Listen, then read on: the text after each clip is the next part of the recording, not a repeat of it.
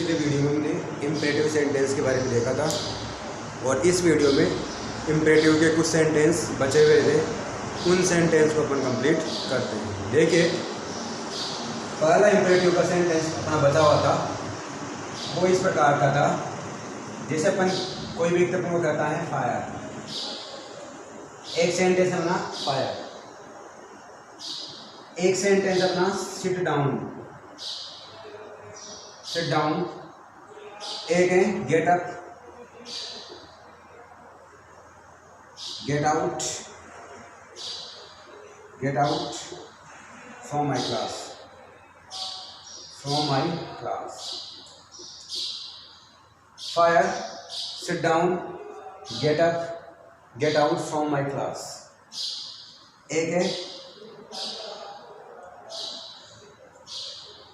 Keep it out.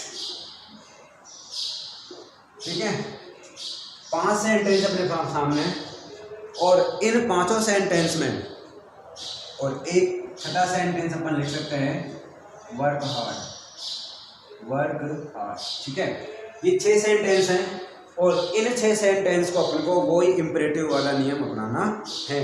अब imperative वाला नियम अपनाना है तो अपन को ये याद रखना है कि ये किस तरीके से होगा या कैसे होगा। पहला है फायर। फायर का मीन 2 तरीके से होता है। एक, अगर फायर आप नाउन मानते हैं फायर को, तो फायर का मीन क्या होगा? आग। ठीक है, पावक जिसको अपन हिंदी में बोलते हैं, आग। ठीक है, एक होता है फायर का मीन होता है गोली चलाओ, गोली चलाओ। अब बात यह है कि अगर एक नाउन होता है, डायरेक्टली नाउन होता है, तो सेंटेंस नहीं बनता। अगर सेंटेंस में वर्ब नहीं है तो वो सेंटेंस नहीं बनता। और अपन ने यहाँ पर ये सेंटेंस फुल स्टॉप लगा दिया। फायर, आग, ये कोई नाउन है? This is only word in this sentence. ये सेंटेंस ही नहीं है, it is only word.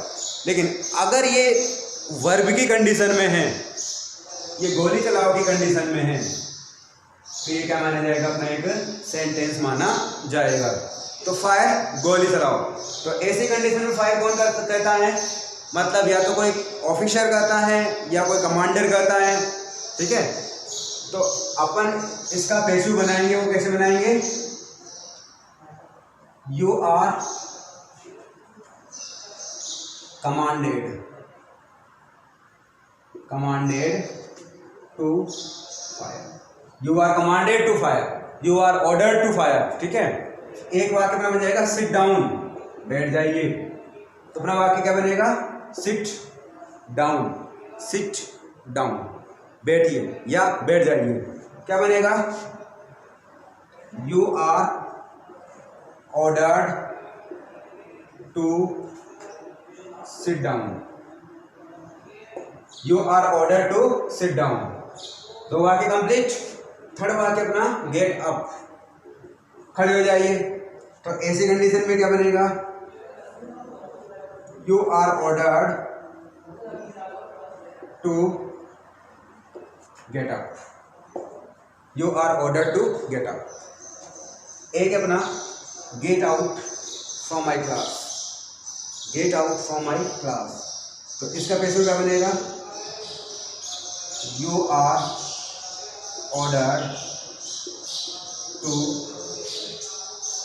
Gate out from my class, from my class. ठीक है, एक वाक्य है कीप इट आउट, तो इसका क्या बनेगा?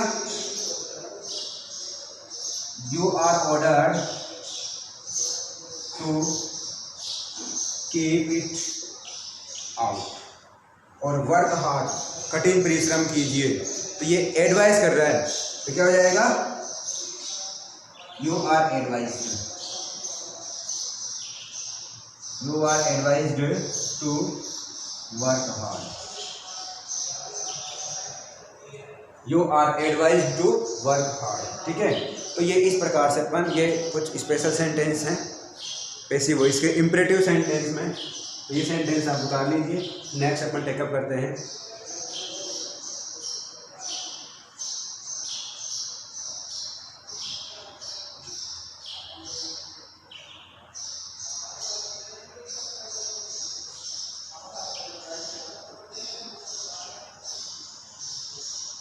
कुछ सेंटेंस इस प्रकार से बनते हैं, देखिए।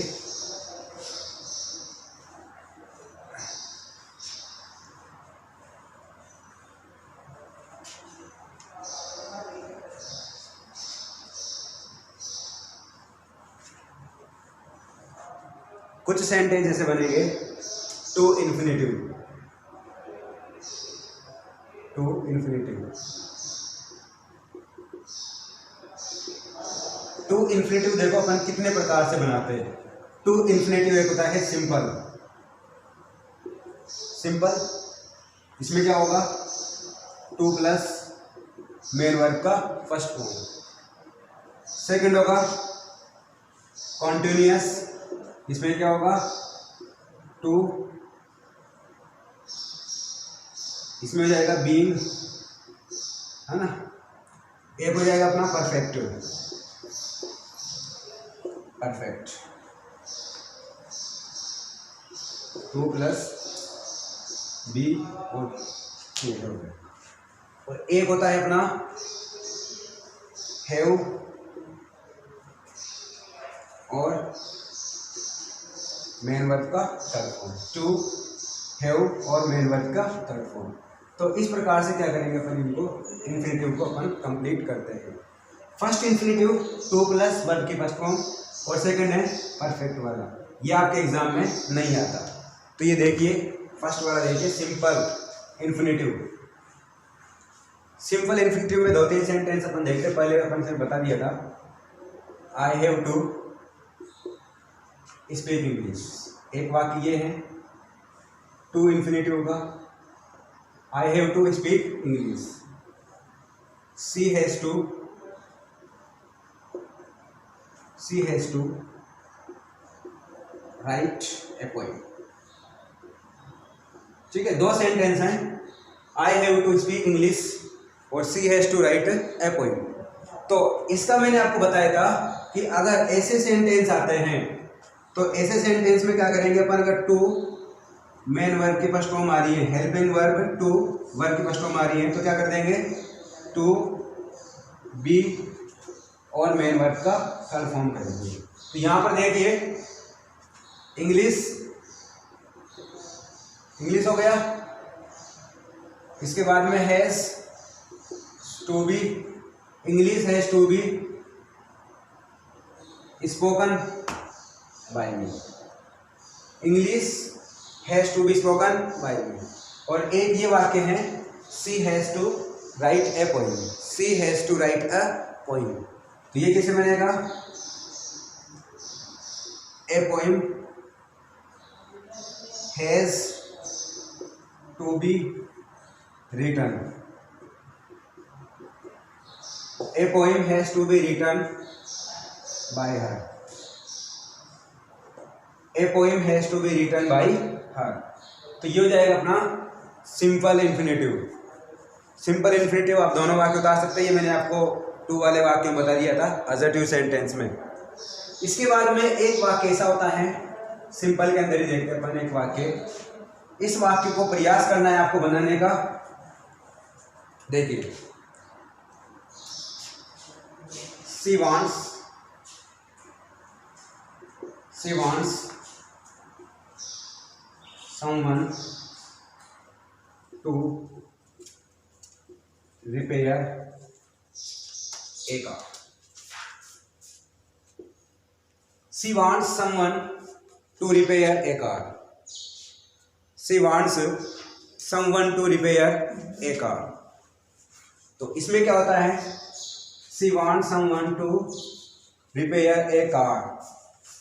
अब ऐसा वाक्य है और इसे बोलेंगे अपन सिंपल इन्फिनेटिव में भी, यह भी सिंपल इन्फिनेटिव में ही आता है।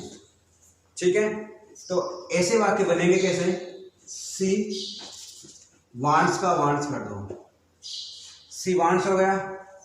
अब बनाना है अपन को इसका पैसिव वॉइस, सी वांट्स